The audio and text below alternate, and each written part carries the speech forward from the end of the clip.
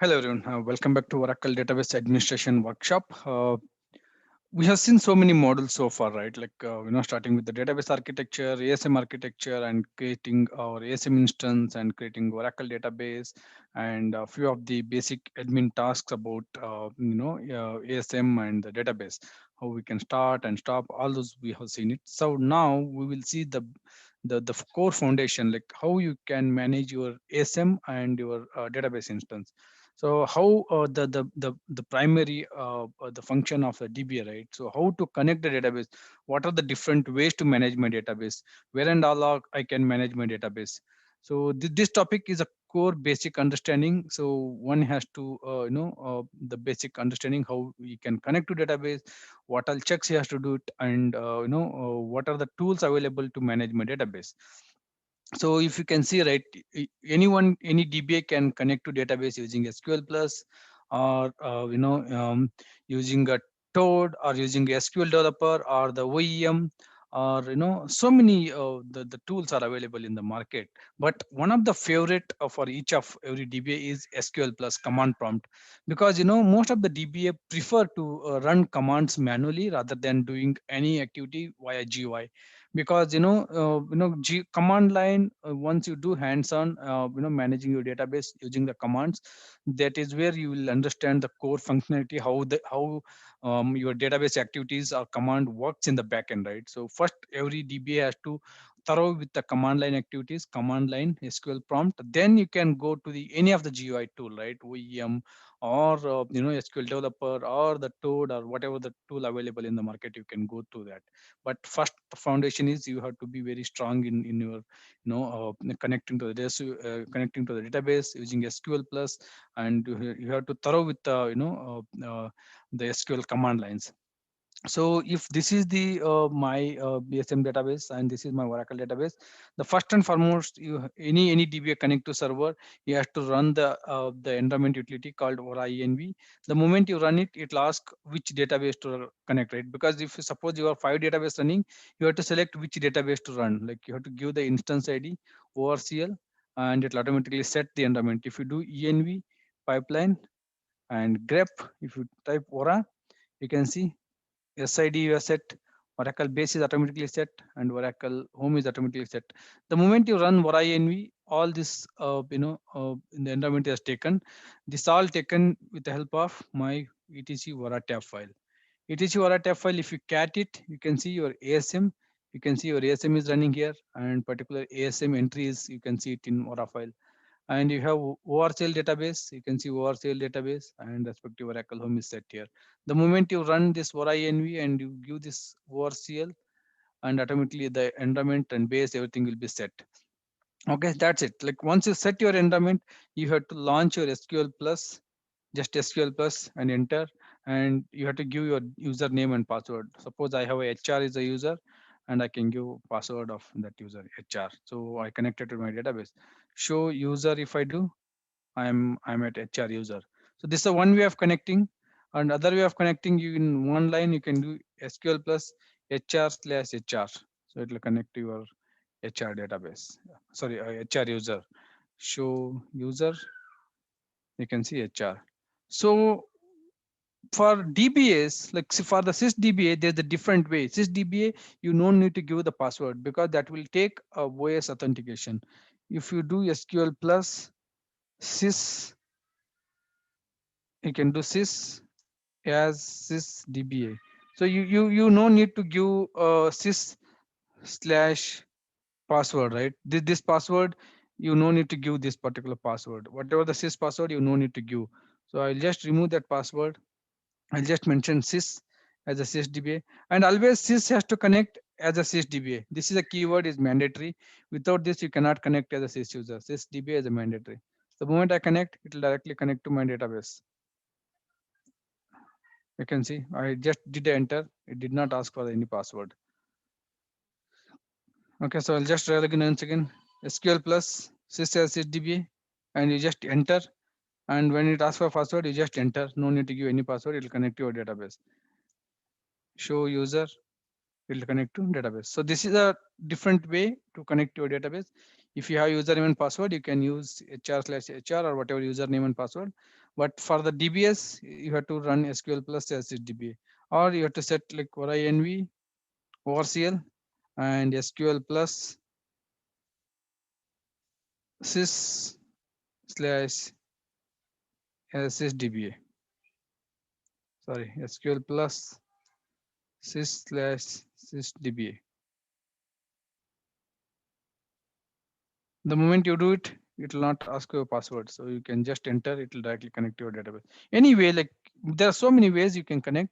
As long as you know the passwords and you know the user IDs, you can connect. Or if you want to log in as a sys, you have to connect to the server first and you have to use slash SysDBA. Or else you can, the other method is SQL plus slash SysDBA. It will directly connect. You no need to mention anything. Sys or password, you don't need to anything. SQL plus slash SysDBA. It will directly connect to your database and you do show user, you will be sys user. Right? There are different way you can connect. And one of the method I'm showing here, I'll just connect with a HR user. So let me see HR user and do select star from tab. You'll see what are the available tab. Okay, set pages 1000, set lines 1000, and you select star from tab. You will see, right, these are the default tables I am available. I can do this one. You can see this particular select last name from employee. Employee is a table. You can see employee is a table here. I wanted to check the last name. These are the last name of the employee table, right? If you want to check, select star from employee, because these are the basic commands I explained already in the SQL course, right? So select star from employee. It lists out employee table. Employee is a table here. Employee ID, first name, last name, email, phone number, hire date, salary, commission, manager ID, department ID. You can see all those. So right. So this is about how you can connect and how you can run it. So there's a one more, the batch script. So what you can do, you can create your shell script. I will just show you that how you can do that.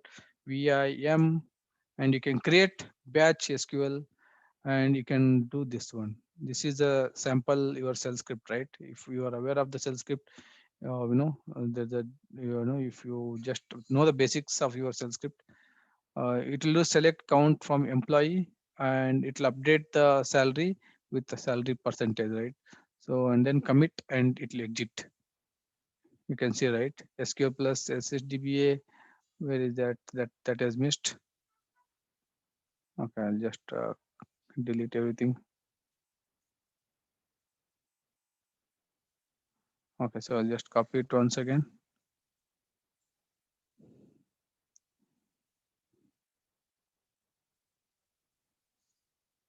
Okay, so here it is a issue.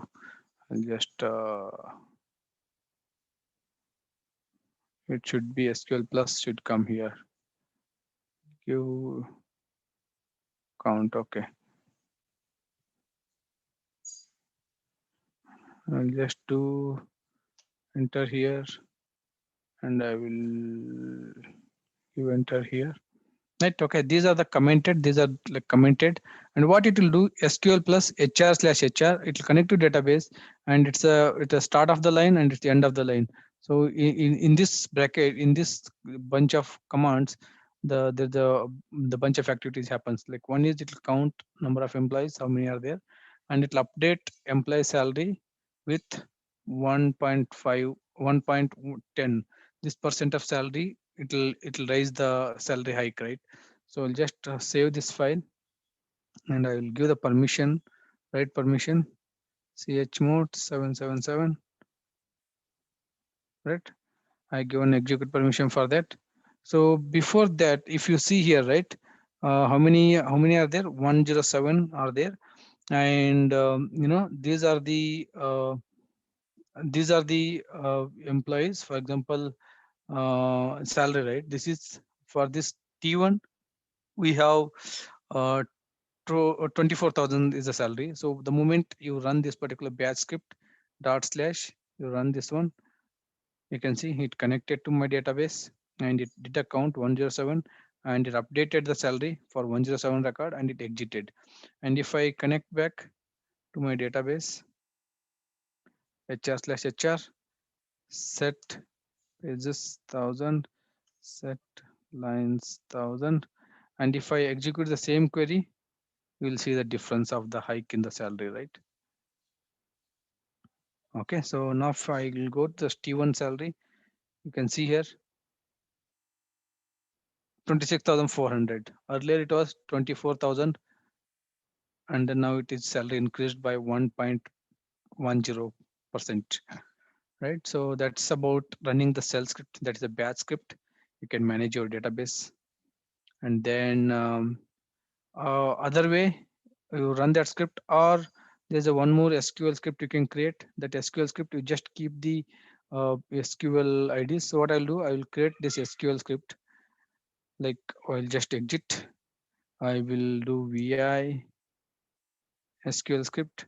What I'll do, I will use this particular same command. I'll do the count. It should return 107, right? Number of employees. Just SQL commands I want to run, right? So I'll just give SQL commands here, and then what I'll do, I will HR and then space at the rate. I'll give that SQL script. You can see it connected to database and it gave me the result 107. So if I cat that, what is the content of that file? If I do cat of that file, it will be just select count star from employee. It will connect to my database using this SQL plus HR, and at the rate that SQL script, it will run that SQL script. So that is simple as that, right? So running SQL scripts. And then we will talk about inflation parameter in a minute. So what I'll do, I'll just go to my Oracle home. So this is like these are the different way you can connect and you can manage your database, right? So now I'll go to my Oracle database, Oracle home, and under DBS, right? If you go PWD, this is your Oracle home and this is your DBS. And if you see here, and okay, so I'll do SQL plus. I already explained about parameter file. It's a key value pair file. SQL plus slash as a sysdba. I'll connect to my database and I will do show parameter sp file, the parameter file. You can see plus data. My p file is inside my disk group. So then what I'll do, if you see here, right, under this DBS location, I don't have any what password file is there, but I don't have init file for my data. Only 4 file you can see, right? So what I'll do, I will just do create a p file from sp file. The moment I do, it will take this sp file, whatever the current sp file, and it will create a p file in the default location, that is under DBS location. You can see file created. Just I'll exit and I'll do ls-ltr. You can see, right, init overcl.ora. Earlier you don't have that file. Now you got that particular file. It means you created your p file from sp file. If I do cat of that file, you will understand how it looks. Overcl, your data transfer cache, db buffer cache, in memory java pool, large pool, Oracle base, pga, sga, shared IO pool, shared pool, and stream pool. These are memory parameters, right? We already talked about what are the different memory components. And then what I said about init file or p file, it's a key value pair, right? You can see audit file destination. This is my audit file destination value. Audit file trail, it's a DB. Compatibility and control file, and I have a control file 1, control file 2. I talked about multiplex control file, right? If you lose one control file, you will be having other control file for to run your database operational. DB block size default 8K, and DB create file data, and DB name overcl, like it's a key. It's a DB name is a key and overcl is the value. And DB recovery file dest, that's a reco. And open cursor 300, and processor 320, and SGA target. This is the memory, like undo table space, and this is the value. This is the keys and this is the values. P parameter is kind of key values. And I also talked about init file and the SP file. You can see init file is a human readable format. It's a text file. I read a cat, I'm able to read, and I can go inside this, I can modify the values. Anybody can do the init file. If it's a SP file, it's a binary file. Nobody can able to do anything with the SP file because that's a binary file. You cannot edit it. That's about initialization parameter. The moment you start your database, it will look for the SP file first. And if it finds SP file, it will start your database with SP file.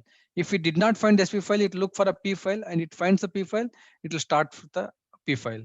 And if you don't find the P file, then your database will not start. So the precedence is first it will look for SP file, and then it will go for a P file, right? So if any of one is available, it will start your database.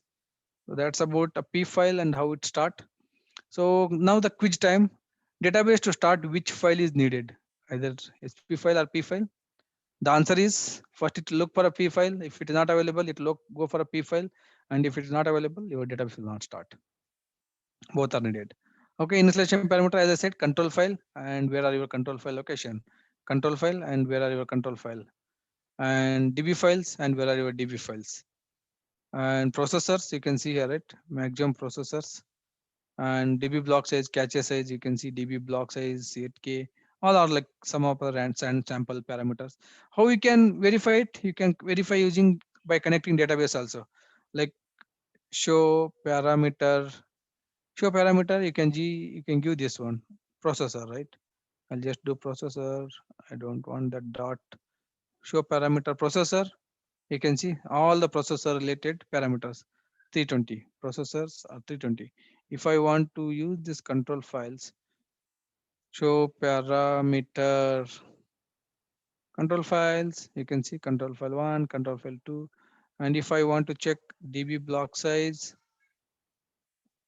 show parameter db block size, you can see db block size. So all this you can just or else you can run select name and value from vidala parameter. This is a list out all the parameters. You can see 417 parameters, right? You can, or else you can do show parameter and set pool, whatever, like the parameter name, you just do whatever we just did, right? Show parameter set pool, show parameter, whatever you want, you can do that. That is a way of reading your parameters. Then changing initialization parameter value. Again, I have a particular lab session. Let me bring that lab session here. Give me a second. Uh, Changing. I have already created one of the uh, dynamic or static. So this is the this is the one particular lab. I have already said this lab material. How to identify whether it's a dynamic parameter. That's the next chapter we are talking about. Changing the parameter. Uh, okay, database can be managed. Okay, alter session. Okay, changing the initialization parameter. There are two kinds of parameter. One is a static and one is dynamic. Static means you cannot change the parameter. Dynamic means you can change the parameter on fly. It will reflect immediately. If the parameter is static, if you want, you have to reboot your database in order to take that effect. So how I can this if you refer this particular uh, the lab manual, what I'll do, there's a field called is this modifiable. If is this modifiable is true, then you can change that parameter without any downtime. So if I run this particular script here, I can see these are, it lists all the 417 parameter, right? 417 parameter. And then I'll go back, go all the way top. Okay. Lock names and processor 320, and is this modifiable? False. It means I cannot change this one. Is session modifiable? Is this modifiable?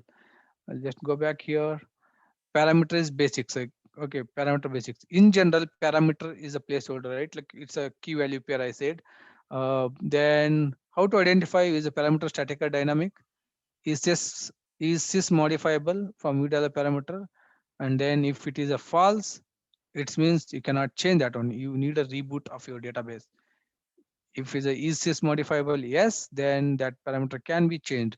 If I do false, it means this parameter, this particular parameter, util file dir, I cannot change. If what is the current value of that one, show parameter, you can do that, show parameter.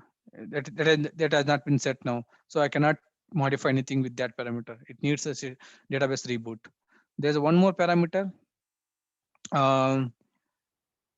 processor scope equal to SP file, and session scope equal to SP file. So these two, processor and session, I cannot modify it. If I do it, I need to reboot my database. And I'll go to the one more parameter, or else I can do this one. I'll just check this particular parameter. There are many example I gave you. You can carry out whatever you feel better. Show parameter processor. Show parameter processor is 320 now. What I'll do, I will make it as a 300, or else I can make it as a 400. And then I will set it to SP file, because it will reflect only in my SP file. See, alter system set processor equal to 400. It was 320. I made it to 400. If I do show parameter process again, it will not. You will not see that reflected. You have to reboot your database in order to see that particular database. Okay, so what I'll do, I will do startup force. If I do startup force, it will shut down and it will start. Your database is already up now. And then again, you do startup force, it will first shut down and it will start your database.